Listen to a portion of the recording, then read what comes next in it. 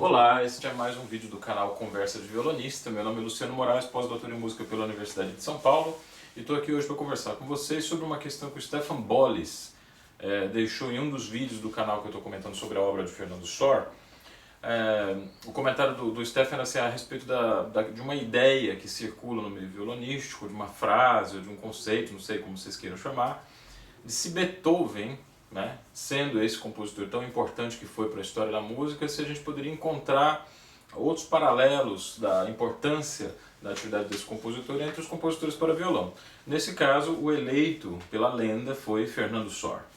A ideia de que Fernando Sor é o Beethoven do violão. Ela faz sentido, de onde surgiu, em que sentido que essa expressão é utilizada, o que ela pode de fato significar. E por último, claro, a pergunta feita de maneira mais prosaica, eu acho assim, mais simplista, né? Afinal, Fernando Sor pode ser considerado o Beethoven do violão? Bom, a gente não pode responder a isso de uma maneira muito direta, assim, não é uma resposta a ser dada assim, positivo ou negativo. O trabalho de um filósofo, ou de um esteta, ou de uma pessoa que se propõe a discutir as coisas no plano das ideias e dos conceitos, não é, como Roger Scruton quis dizer, fazer perguntas. Fazer perguntas é trabalho das crianças. Os filósofos, os acadêmicos, os cientistas sociais, enfim, os professores de violão, como é o meu caso, que tem uma formação um pouquinho mais aprofundada na parte de filosofia da música também, o nosso trabalho é circunscrever as perguntas. Compreender as razões pelas quais essas perguntas, e não outras, foram feitas. E dentro desse quadro que a gente entende, finalmente, a pergunta, extrair alguma luz, vamos dizer assim, ou então alguma reflexão que possa ter uma utilidade maior do que simplesmente responder sim ou não para uma pergunta que foi formulada. Então o trabalho das pessoas que são responsáveis pela produção de conhecimento ele é muito mais amplo, muito mais aprofundado do que simplesmente ficar fazendo pergunta. Pergunta a gente tem que fazer, claro, mas a partir do momento que a gente tem uma certa responsabilidade com a formação das pessoas, essas perguntas precisam ser compreendidas. Compreender a pergunta já é mais que meio caminho andado para a gente encontrar alguma resposta possível, alguma resposta satisfatória. Por essa altura do campeonato, vocês já devem estar entendendo que a minha resposta para essa pergunta seria sim ou não, depende. Né? Então vamos analisar um pouco mais em profundidade o que significa a pergunta, se Fernando Sor é ou não, pode ou não ser considerado como o Beethoven do violão. Essa comparação foi estabelecida desde vamos pensar assim, anos 50, 60, quando os métodos de Isaías Sávio foram publicados no Brasil. Todo mundo deve se lembrar aqui que o Isaías Sávio criou no Conservatório Dramático Musical a cadeira de violão. E ele separou e organizou um repertório muito vasto para a formação dos estudantes de violão, sempre dividindo assim, em níveis de dificuldades. Evidentemente que Fernando Sor teria que entrar nessa seleção de Isaías Sávio.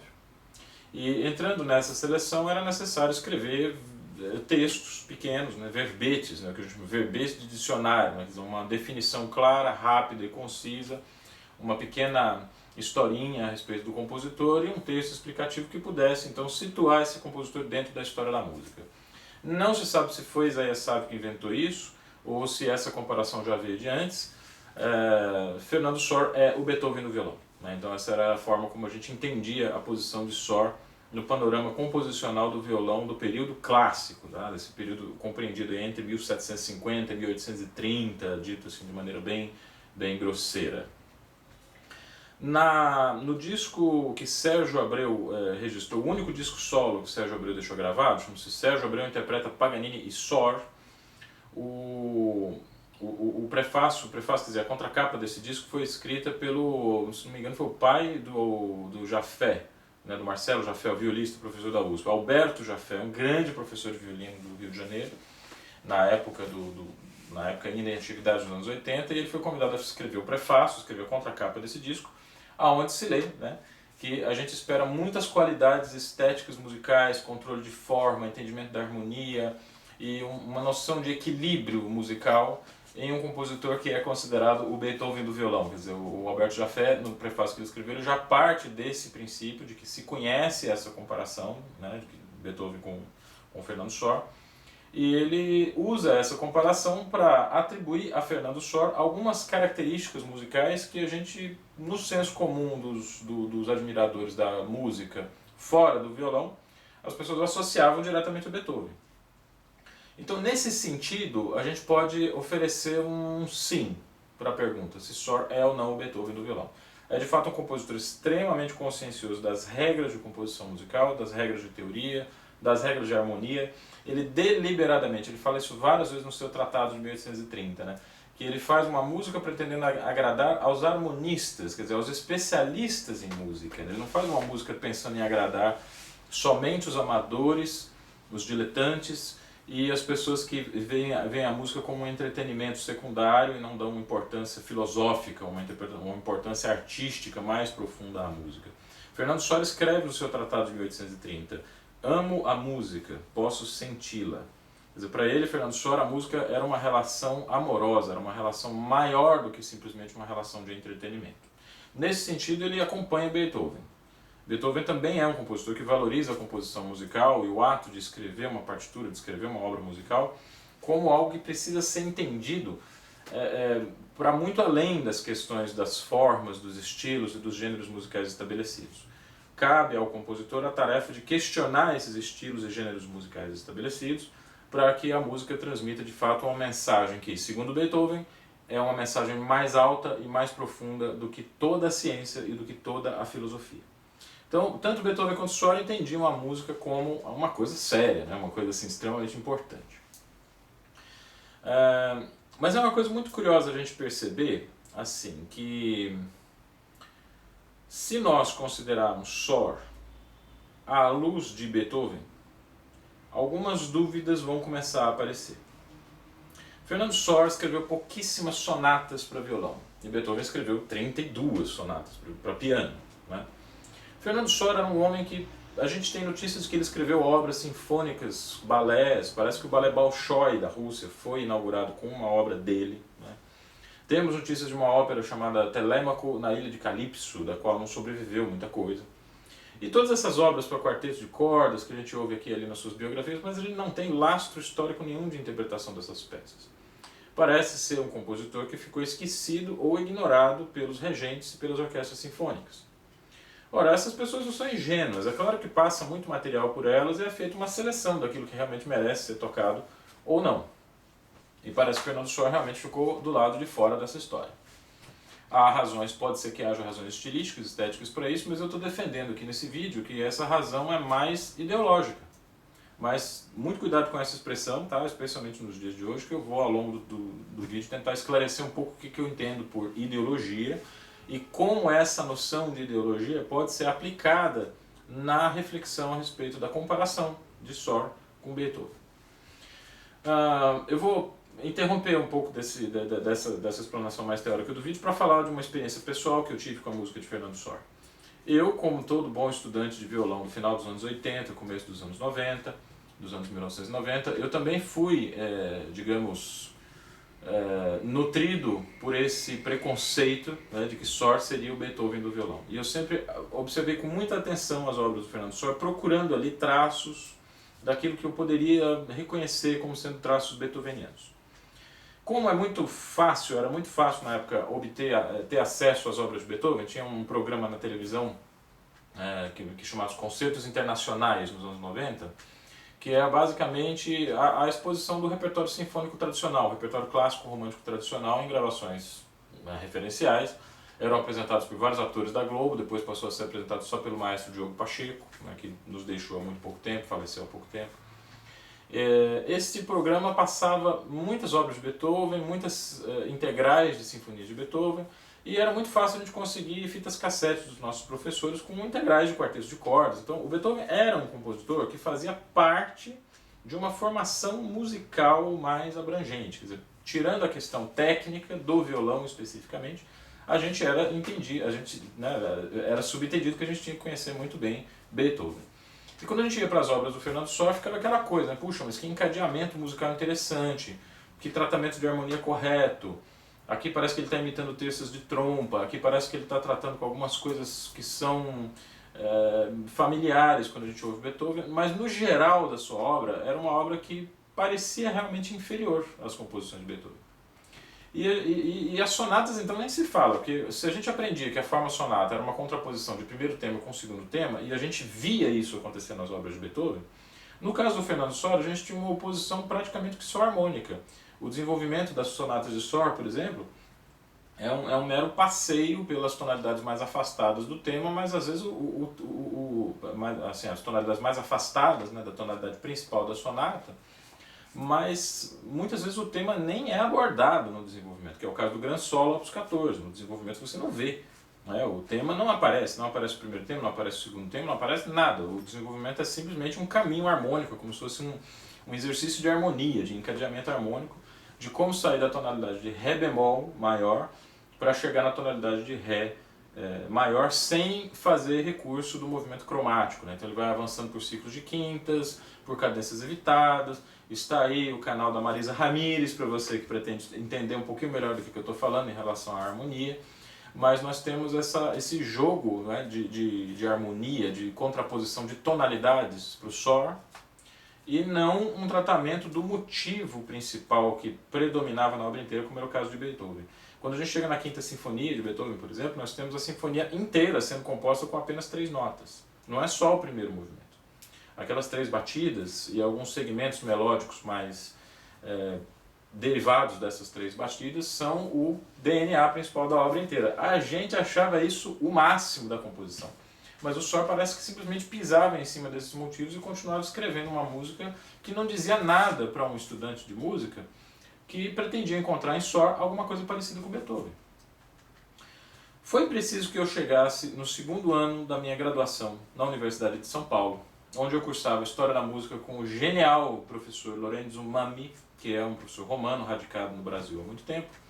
Lorenzo Mammi é uma pessoa de uma inteligência raríssima, um cara que é capaz de sínteses e esclarecimentos em torno de todos os gêneros musicais, do jeito que estudava muito a bossa nova, que estudava muito a música popular, conhecia a música brasileira muito melhor que nós brasileiros, e era um analista musical, dentro dos parâmetros que a gente imaginava a análise musical daquele tempo, muito importante. Ele fez um doutorado sobre Santo Agostinho na Faculdade de Filosofia da USP, que eu tive a oportunidade de assistir. Naquele tempo eu não entendi nada, eu me lembro de frases e frases e frases sendo ditas sem que eu tivesse a mínima noção do que aquelas pessoas estavam falando. Eu só consegui entender que era português, né? Então, ou seja, uma cabeça realmente privilegiada. O Lorenzo Mammi me recebeu para um atendimento individual que tratava do trabalho de final de semestre da disciplina. A minha tarefa: escolher uma peça do meu repertório e apresentar uma análise que tivesse algum fundo historiográfico. Tá? Eu levei uma sonata de Sor, levei a sonata do Opus 25. Era uma peça que eu pretendia tocar, mas eu ficava muito desanimado porque aquilo não me lembrava em nada as sonatas beethovenianas.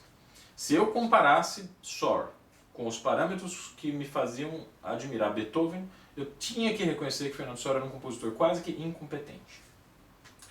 Quando o Lorenzo pegou a partitura e começou a tocar no piano, ele começou a me explicar algumas coisas do jogo de forças de tonalidades da sonata, que eram muito frequentes e muito comuns em um outro tipo de sonata que eu desconhecia completamente. Lorenzo Mammi me pediu para ouvir os quintetos de Rossini, onde eu poderia me familiarizar um pouquinho mais com a abordagem italiana da forma sonata. Aqui já tem uma pista para vocês entenderem aonde eu quero chegar na análise dessa pergunta de Beethoven ser comparado com Sor, Sor ser comparado com Beethoven.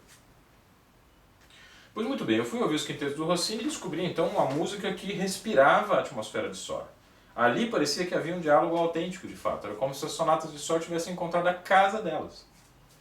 Depois eu passei mais um tempo acreditando que Fernando Sor era um bom compositor de miniaturas, e me surgiu então o livro do Charles Rosen, onde ele escreve formas de sonata. Quer dizer, a sonata não é uma forma exclusiva, ela é um repertório de abordagens retóricas que organiza um determinado tratamento da tonalidade. Vamos recuar um pouco para o período barroco. Se vocês pegarem as peças das suítes de Bach, seja para alaúde, seja para violoncelo, vocês vão ver que existe um motivo predominante que passeia por todas as tonalidades possíveis dentro daquele movimento. Então, por exemplo, a Alemanda da BWV 995, que está no livro do Henrique Pinto, o curso progressivo de violão. Estou mencionando esse livro porque de repente é uma peça mais conhecida, mais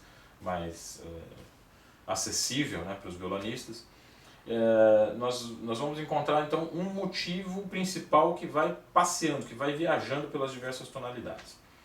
O que o classicismo propõe para esse estilo de composição barroca? Ele propõe um tema ligado a uma tonalidade. E esse mesmo tema vai passar para uma outra tonalidade, mas não como um guia de modulações simplesmente. Tá? O tema para a sonata, para a forma sonata, ele está intrinsecamente ligado a um conflito tonal. E é essa a graça que os compositores, a partir de 1750, viam na possibilidade da forma sonata. Dois analistas principais divergem em relação a qual é o verdadeiro conflito da forma sonata. Arnold Schoenberg vai entender que o conflito é temático, quer dizer, são os motivos e temas que compõem a sonata, que vão criar esse conflito, vamos dizer assim. E o Schenker, que é o cara que vai dizer que não, que esse conflito é pela tonalidade. E a sonata só vai se concluir de fato quando os dois temas forem ouvidos na mesma tonalidade. Isso sim acontece em todas as formas de sonata que a gente tem notícia, pelo menos na maioria delas. Ora, quando Fernando Sor se propõe a escrever uma sonata, é preciso que nós, intérpretes, e nós, ouvintes, entendamos que ele não está se referindo à sonata beethoveniana. Existe muito pouco material para que a gente possa supor que Sor tivesse conhecido a música de Beethoven, inclusive. Ele circulava em meios musicais muito diferentes e ele visava um público também que era muito diferente. Quais são as referências musicais que o próprio Sor declaradamente assume? Haydn e Mozart, compositores anteriores a Beethoven e compositores que fizeram parte, inclusive, da formação de Beethoven. Quer dizer, Sor se reportava a Haydn e Mozart da mesma maneira como Beethoven também se reportava a Haydn e Mozart. Mas o que Sor retira desses dois grandes compositores do período clássico é muito diferente do que Beethoven retira desses compositores. Tá? Então, esse é um primeiro elemento que a gente precisa ter com muita clareza. Se nós compararmos Fernando Sor com Beethoven, utilizando parâmetros equivocados, é lógico que Sor vai obrigatoriamente parecer um compositor inferior a Beethoven. Agora eu queria falar um pouquinho, nessa celeuma, assim, em relação ao problema da ideologia. Tá? É natural que um estudante de violão que assista muitas aulas de história da música, muitas aulas de harmonia, de contraponto, e que foi ensinado a entender a sonata como oposição de temas, e não como um conflito de tensões tonais, né, entenda a forma sonata beethoveniana como a forma sonata por excelência. Qualquer coisa que seja feita com outros parâmetros ou com outras intenções vai ser automaticamente descartado como inferior. Aqui é preciso que a gente dê uma olhada na história e se lembre qual foi o primeiro teórico musical que usou Beethoven para descrever a forma sonata. O nome desse cara é Adolf Bernhard Marx, não confundir com Karl Marx, Adolf Bernhard Marx, A-B Marx, que é o cara que faz um tratado sobre prática e teoria da composição musical e utiliza algumas sonatas de Beethoven para defender aquilo que ele achava, ele, Marx, achava que era a verdadeira forma de sonata. Esse livro influenciou várias gerações de professores de harmonia e de história da música. Soma-se aí o fato de que, na época da unificação do império que hoje nós reconhecemos como sendo o Império Alemão, né, quando Bismarck fundou lá o Estado-nação alemão e anexou algumas áreas que ele achava que tinham que ser anexadas, excluiu outras e criou esse grande mito, que é esse mito da germanidade, que foi depois utilizado por Adolf Hitler para estabelecer o seu projeto de dominação baseado em um nacionalismo de raça, de história, né? Um dos projetos para construir essa identidade nacional alemã foi justamente a criação da musicologia. A musicologia é uma invenção alemã. Eu não vou cometer a audácia de dizer que é uma invenção nazista, mas a gente precisa se lembrar que as teorias, elas não são neutras, né? E elas têm sempre a intenção de embasar de uma forma mais, digamos assim, científica, um ponto de vista que já estava sendo previamente defendido pelo seu postulante. Isso é uma coisa muito comum, isso acontece com muita frequência. E eu digo para vocês que não é uma coisa tão errada, não. Se o formulador da teoria pretende embasar um ponto de vista, muito que bem que seja. O que não dá é para a gente entender que essa teoria resume o mundo, resume o universo, ou resume todas as maneiras possíveis de compreender os fenômenos musicais, estéticos e históricos.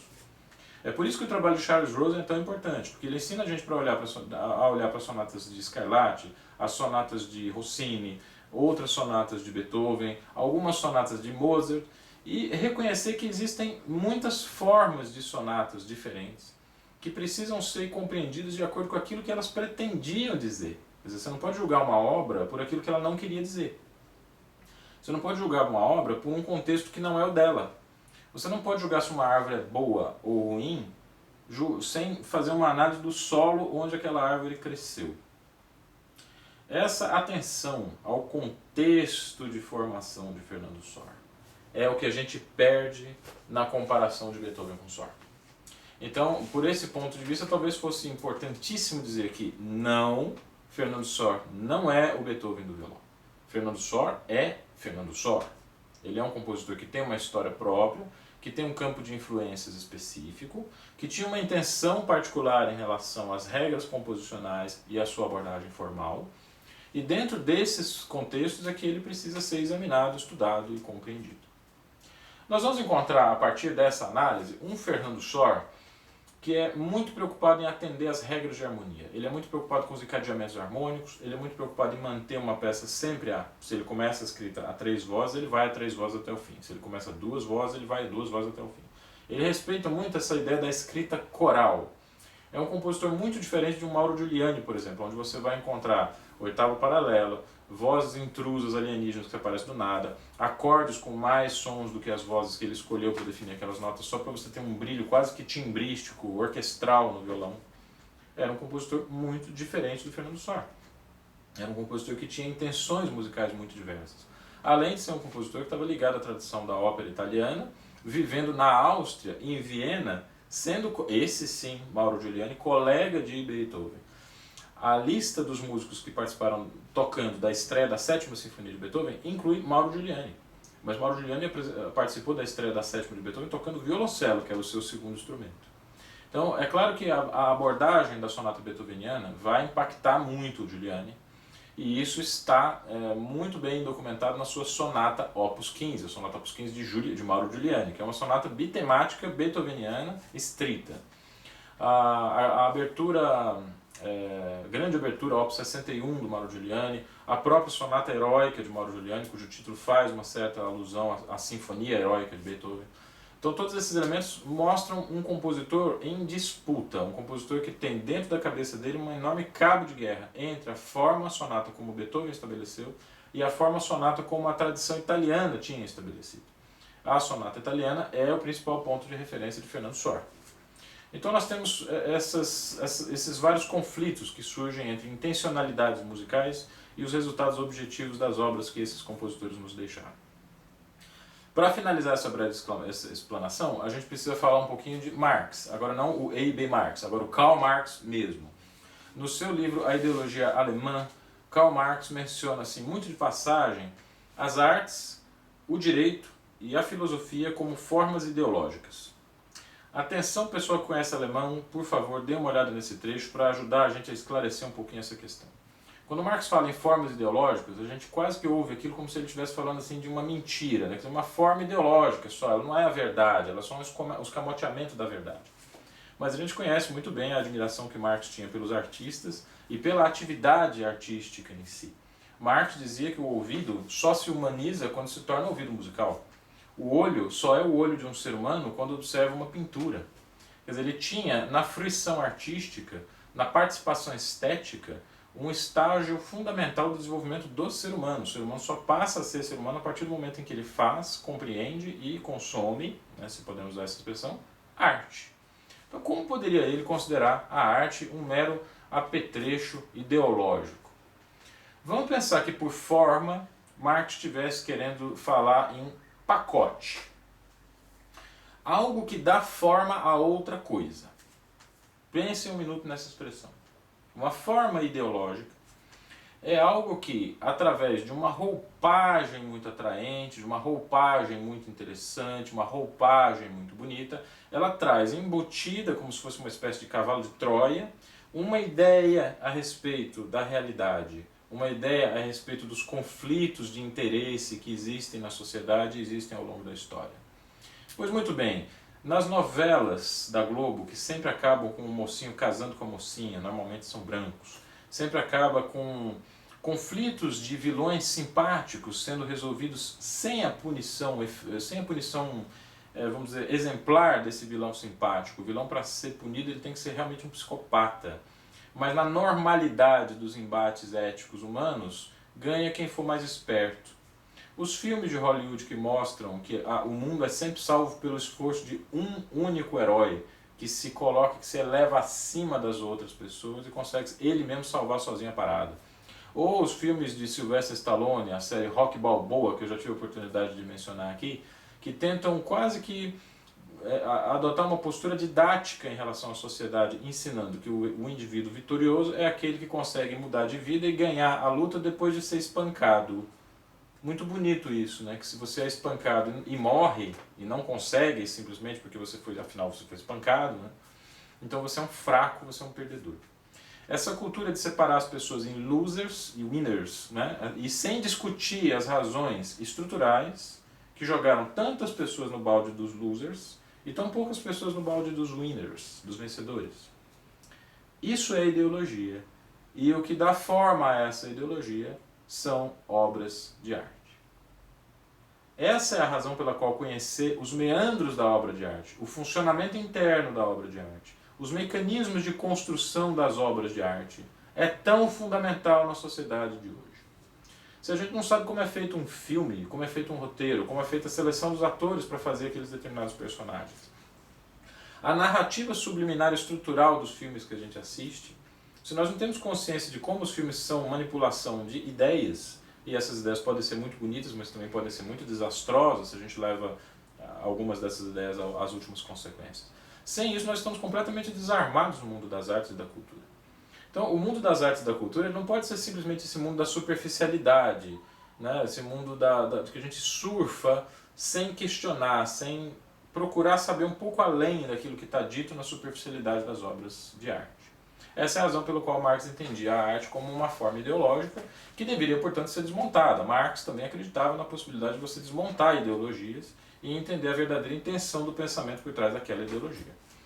Ora, qual é a forma ideológica que está sendo empacotada nessa ideia de que Sor é o Beethoven do violão?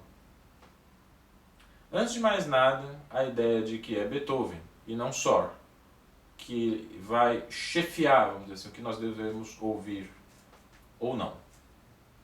É conhecida o desprezo e o descaso com que a musicologia da Europa Central tratava a música da Europa Periférica.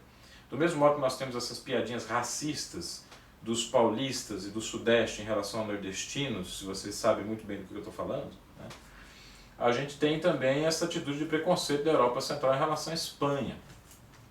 Quando os Estados Nacionais precisaram requisitar compositores um pouco mais voltados para o folclore, esses compositores começaram a buscar temas espanhóis, da mesma maneira como os compositores do Sudeste no Brasil do século XX buscaram temas nordestinos.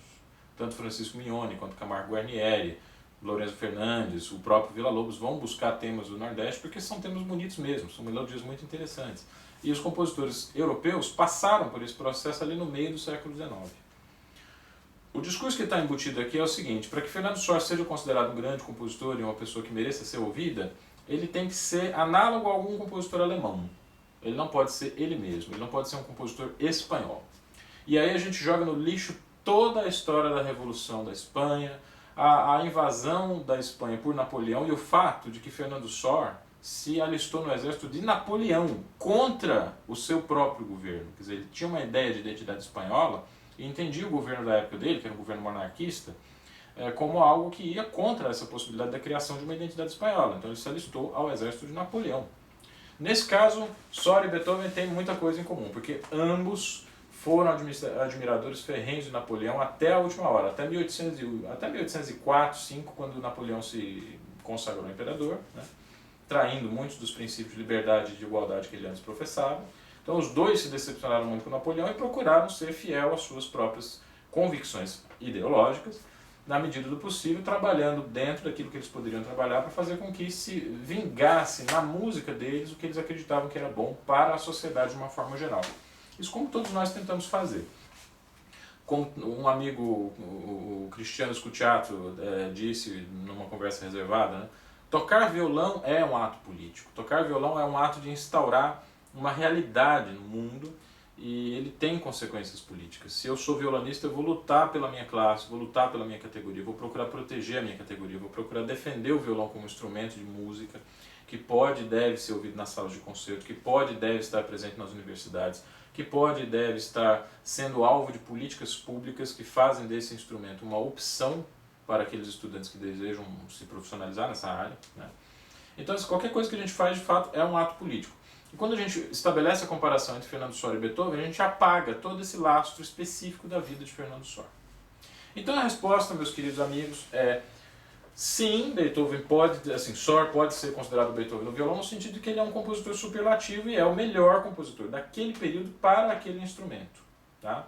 Não pode ser considerado Beethoven do violão, porque Fernando Sor é Fernando Sor, ele é a expressão de uma identidade, de uma individualidade. Então vamos tomar cuidado com essas afirmações muito categóricas que no fundo só querem escamotear uma ideologia de exclusão e impedem que a gente veja o verdadeiro Fernando Sor por trás de tanto preconceito que colocam na cabeça da gente com essas estruturações que às vezes a escola não consegue limpar completamente, tá bem? Bom, vocês devem ter percebido que esse vídeo começou um pouco atrasado, que está fazendo um dia horrível aqui, a pandemia já está causando danos assim, muito severos à cabeça de todo mundo, eu não poderia ficar incólume, mas eu continuo trabalhando para produzir aqui para o canal 2 vídeos por semana. Eles vão ao ar nas quartas e aos sábados, sendo que os sábados vão ser os vídeos mais voltados para a parte de comentário de repertório e dicas mais técnicas que possam ajudar no trabalho prático das pessoas que são interessadas em violão. Como esse vídeo está no ar numa quinta-feira, eu quero lembrar a todos vocês que amanhã no canal Conversa de Violonista nós vamos receber Gustavo Costa, que é professor da USP de Ribeirão Preto. Ele é professor de violão e de viola caipira. E ultimamente tem se entranhado aí em tentativas muito bem sucedidas, a meu ver, com o violão de 8 cordas, o violão Brahms de 8 cordas. Então vocês vão conhecer um pouco do trabalho dessa importantíssima figura do violão brasileiro amanhã no canal Conversa de Violonista às 18h30. Essa live começa às 18h30, tá bem? É isso. Muito obrigado. Se gostou do vídeo, por favor, não esqueça de curtir e compartilhar, porque essa é a linguagem que o Google entende, que o vídeo está agradando. E estejam conosco e até o próximo Conversa de Violonista.